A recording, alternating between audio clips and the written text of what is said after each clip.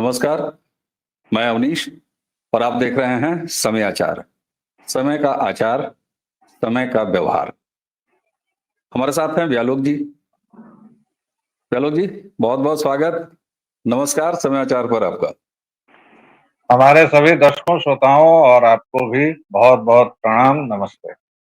जी, दर्शकों, टीम प्रारब्ध का ये नया प्रकल्प समय आचार।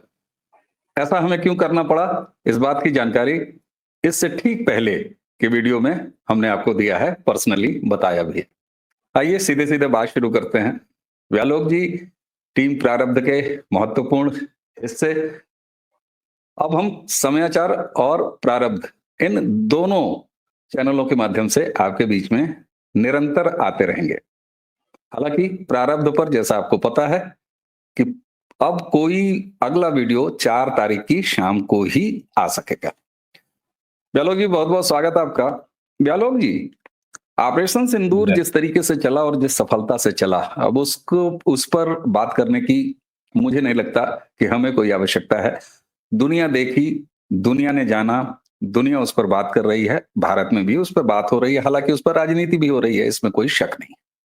लेकिन भारतीय जनता पार्टी न जाने कहां खोई खोई सी है।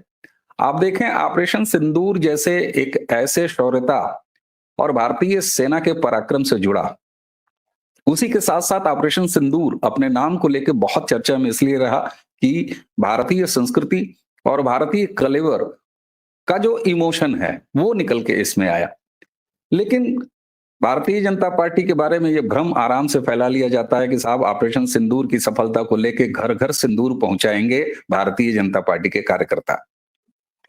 जबकि मैंने जब पड़ताल किया 4 दिन पहले, तो देखा मैंने कि कहीं किसी औपचारिक प्लेटफॉर्म पर पार्टी की कोई घोषणा नहीं थी, चाहे वो एक्स प्लेटफॉर्म हो या उनका ट्विटर, सॉरी उनका फेसबुक हो या कहीं भी।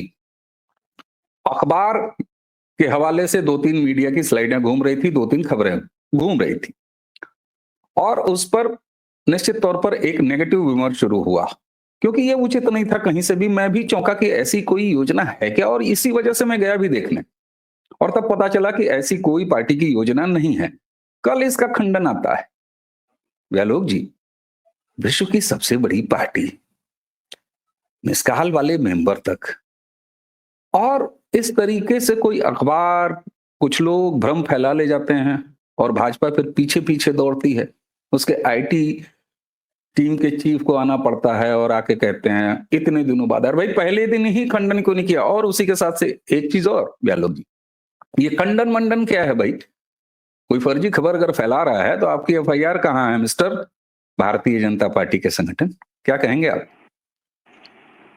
इसको दो तरीके से देखना चाहिए अवनीश जी। पहला तो ये कि करीबन आज से 15 साल पहले, हालांकि आत्मप्रचार को मैं अश्लीलता मानता हूं, लेकिन यहाँ उदाहरण देने के लिए अपनी बात से शुरू करनी होगी बात, कि एक सीरीज मैंने लिखी थी आर्टिकल्स की, नैरेटिव निर्माण और राष्ट्रवादी लड़खड़ाहट। ये तब की बात है जब कि मोदी आए भी नहीं थे सीन में और सोशल मीडिया का उस तरह से दौरा नहीं था। भारतीय जनता पार्टी को हमेशा प्रतिक्रियावादी कहा जाता है। ये बात हम लोगों ने अपने कई वीडियोस में शेयर की है कि ये लोग प्रतिक्रिया करते हैं, रिएक्शनरीज हैं, और रिएक्शनरी को जो पूरा पॉलिटिकल डिस्कोर्स है, हमारे राजनीति शास्त्र के पंडित इसको बता सकते हैं कि रिएक्शनरी फोर्सेज को कभी भी अच्छी लाइट में नहीं देखा जाता है, कभी भी सकारात्मक नहीं माना जाता है, क्योंकि वो रिएक्ट करते हैं, वो एक्ट नहीं करते हैं, यानी उनकी अपनी योजनाएं नहीं होती। पिछले 11 वर्षों में यह फर्क और बहुत स्पष्ट हुआ है कि एक कोई स्वयंभू लोक गायिका आती है, कुछ भी बोलकर चली जाती है। आपने एफआईआर की बात कही, 11 एफआईआर हुई, परिणाम क्या निकला? एक कोई टुटपुंजिया टट्टी उठता है, अपने मुंह से टट्टी करके चला जाता है, उस पर कुछ नहीं होता है। और इस तरह के सैकड़ों उदाहरण हैं, लगातार एक के बाद एक के बाद एक, जो जिससे राष्ट्रवादी खेमे के समर्थकों में कुछ हद तक निराशा, कुछ हद तक गुस्सा, कुछ हद तक अफसोस, कुछ हद तक रंज, कुछ हद तक गम, ये सारा कुछ शामिल है। एक कोण इसका ये है। दूसरा कोण ये है कि हर एक पार्टी में, और संसार की सबसे बड़ी पार्टी होने का दावा करने वाली भारतीय जनता पार्टी में खास तौर पर एक विंग होता है, वह होता है अधिवक्ताओं का विंग, वह होता है वकीलों का विंग। आपके ये सारे वकील क्या कर रहे हैं? अच्छा, कपिल सिब्बल हो या उस तरह के अभिषेक मनु सिंघवी हो, ये लोग तमाम तुरंत किसी भी मुद्दे को लपक लेते हैं और पहुंच जाते हैं सुप्रीम कोर्ट तक। ऐसा नहीं है कि आपके यहाँ वकील नहीं, आपके यहाँ स्वर्गीय अरुण जेटली थे, अभी भी रविशंकर प्रसाद हैं, बांसुरी हैं, बहुत सारी मतलब तमाम नामचीन लोग हैं आपके यहाँ। ऐसा नहीं है कि सुप्रीम कोर्ट में आपकी नहीं चलेगी या आपके पास लोग नहीं है आपका पक्ष रखने को। इसके बावजूद जनता में जो ये भ्रांति फैलाने में कांग्रेस और उसके टूटपूंजिये सफल रहते हैं, इसके पीछे क्या है? एक, इस आपने जहां से शुरुआत की उसका एक पहलू ये है, लेकिन there is always a silver lining in the blackest of clouds. यहां मैं वो सिल्वर लाइनिंग दिखाना चाहूंगा। भाजपा परिपक्व हुई है और जनता भी परिपक्व हुई है। हमारे यहाँ जो राष्ट्रवादी खेमे के लोग हैं या चिंतक हैं, उनकी सबसे बड़ी शिकायत रहती है कि 1526 के समय की तरह श्री नरेंद्र मोदी क्यों नहीं एक सैंधव, सैंधव घोड़े को कहते हैं, एक सफेद सैंधव पर सवार होकर उसकी लगाम लेकर और एक तलवार निकालकर क्यों नहीं टूट पड़ते हैं कि यलगार हो कि ये प्रजातंत्र है, 2025 है, ऐसा नहीं होता है। लेकिन जिस सिल्वर लाइनिंग की बात मैंने की वो आप देखिए, ऑपरेशन सिंदूर के बाद जब प्रतिनिधिमंडल भेजे गए विभिन्न दलों के अलग अलग जगहों पर, उसका भी बड़ा विरोध हुआ था राष्ट्रवादी खेमे के कुछ हलकों से कि ये क्या बकवास है, एक तो रोक दिया, उसके बाद अब प्रतिनिधिमंडल भेज रहे हैं, हम ही पीड़ित, हम ही सफाई देंगे। इंटरनेशनल डिप्लोमेसी आपके कहने से या नहीं कहने से नहीं चलती है। आपका जो मित्र देश हो था रूस, उसने इस दौरान क्या किया, चीन ने क्या किया, पाकिस्तान ने क्या किया, सबसे बड़ी बात अमेरिका ने क्या किया, जो खुद लिखता है my dear friend Narendra Modi, उस डोनाल्ड ट्रंप ने क्या किया, ये सब कुछ देखना पड़ेगा और ये सब कुछ सुनना पड़ेगा। आप उस प्रतिनिधि मंडल में गए, सबसे राष्ट्रवादी खेमे के हिसाब से सबसे जो गलत चुनाव था वो असदुद्दीन ओवैसी का था, लेकिन ओवैसी ने क्या किया है वो जरा देखिए। पूरे प्रतिनिधिमंडल में मुझे एक भी नेता ऐसा नहीं मिला जिसने कहा हो कि हमारे प्रधानमंत्री, चाहे वो भाजपा के हो या कोई भी, आज अभी तक की ये व्यक्ति अरब देशों में बैठकर और वहां कह रहा है कि हमारे प्रधानमंत्री मिस्टर मोदी ने तो ये किया और बदले में हमें विश्वासघात मिला। ये है सिल्वर लाइनिंग। जमीयत के मौलाना मदनी ने 7 जून को बकरीद होने वाली है, हालांकि अब उसको पॉलिटिकली करेक्ट होने के लिए लोग ईद उल अजहा कहते हैं, बकरीद इसलिए नहीं कहते हैं कि बकर का मतलब गाय होता है और गाय काटने वाला एक पर्व है बकरीद।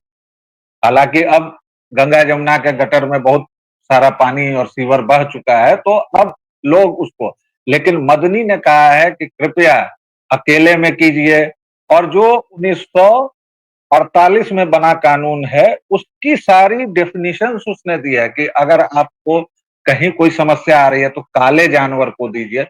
अब कुछ दर्शक कह सकते हैं कि मैं कहीं की कहीं का रोड़ा, लेकिन ये सिल्वर लाइनिंग, जब मदनी जैसा कट्टर आदमी बोलता है कि आप अगर कुर्बानी दे रहे हैं तो उसको ढंग से कीजिए, सारे कानूनों का पालन कीजिए और सब कुछ कीजिए।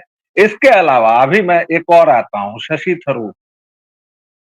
शशि थरूर ने जिस तरह से भारत का पक्ष रखा है, अच्छा एक बात बताइए, जब अटल बिहारी वाजपेयी जी गए संयुक्त राष्ट्र में और उन्होंने हमारा माथा चौड़ा किया, सीना चौड़ा किया, माथा पूरा हमारा ऊंचा हुआ, ललाट विस्तृत हुआ, तब तो हमें बड़ा मजा आया। अब अगर शशि थरूर वही काम कर रहे हैं और नरेंद्र मोदी उनसे वो काम करवा रहे हैं तो दिक्कत क्या है? ये सिल्वर लाइनिंग है। ये 2-3 उदाहरण हमने दिए हैं, बहुत सारे ऐसे इस तरह के। ऑपरेशन सिंदूर के बाद की मुस्लिम जगत की प्रतिक्रिया देखिए, भारत के मुस्लिम जगत की प्रतिक्रिया। पहले केवल खामोशी होती थी। जो इस्लाम का चरित्र है कि एक फसाद करता है, दूसरा उसको कवर करता है और तीसरा चुप्पी साधता है, जो बहुत कम लोग हैं, जो ये गुड इस्लाम बैड इस्लाम वगैरह चलता है उसमें। लेकिन इस बार सब ने मुखर होकर अपनी बात कही और सब ने कहा कि हम सेना के साथ हैं, भारत हमारा देश है। ये सबसे सुखद परिवर्तन है। आप इसको अलतकिया कहिए, मैं भी अलतकिया कहता हूं, मैं मानता हूं, लेकिन ये अलतकिया भी 70 वर्षों से नहीं हो रहा था। तो ये है सिल्वर लाइनिंग। लेकिन इसके बावजूद भाजपा के नेता कार्यकर्ता अपने जो दामन पर उनके जो छींटे हैं उससे नहीं बच सकते हैं, क्योंकि ये अपना काम नहीं कर रहे हैं। ये क्यों नहीं कर रहे हैं?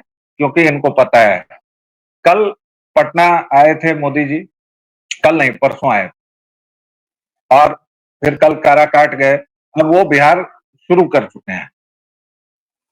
और बिहारी नेताओं को ये लगता है, भाजपाइयों को, कि अब तो मोदी आ गए, अब हो गया, क्योंकि 2 बार से चुनाव वही जीतते रहे हैं।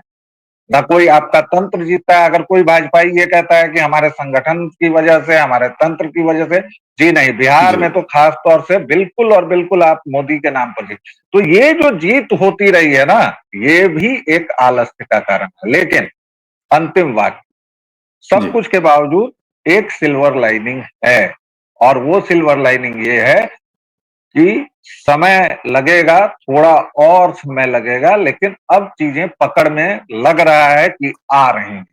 अब इसके ठीक बाद है। आगे देखना चाहिए कि कैसे होता है। बिल्कुल, बिल्कुल व्यालोक जी, और यहीं पर निश्चित तौर पर एक समाज के तौर पर भारत में अलग-अलग खेमे जितने भी हैं, वहाँ से ऑपरेशन सिंदूर ने एक ऐतिहासिक बदलाव को देखने का अवसर, मौका ज़रूर दिया है दर्शकों। जैसा कि व्यालोक जी ने बड़े विस्तृत तौर पर और बड़ी गहराई से उसको रेखांकित किया। और यहीं पर निश्चित तौर पर भाई पार्टी है आपकी, वो एक तो प्रचार आप सबने देखा होगा कि आखिर सर है आपका, आपको ही बचाना है, पार्टी है आपकी, तो आपको ये काम करना है। और निश्चित तौर पर यहाँ आप पिछड़ते हुए दिखाई दे रहे हैं। ऐसा क्या है कि आप लगातार 11 साल से सत्ता में हैं, हम सत्ता का डंडा चलाने की बात नहीं कर रहे। लेकिन अगर आपके खिलाफ कोई फर्जी खबरें चला लेता है और एक अच्छा खासा विमर्श उस पर खड़ा हो जाता है, तो फिर आपको जागने में इतना समय लगता है। पहले तो ऐसा होना नहीं चाहिए, और दूसरा अगर हो गया तो मिनटों के भीतर, जबकि आज समय का वो दौर है जहां पर बहुत सारी तेजी के साथ, बहुत तेजी के साथ, चाहे आपकी सकारात्मक खबरें हों और चाहे नकारात्मक बातें हों, वो फैलने का मादा रखती हैं।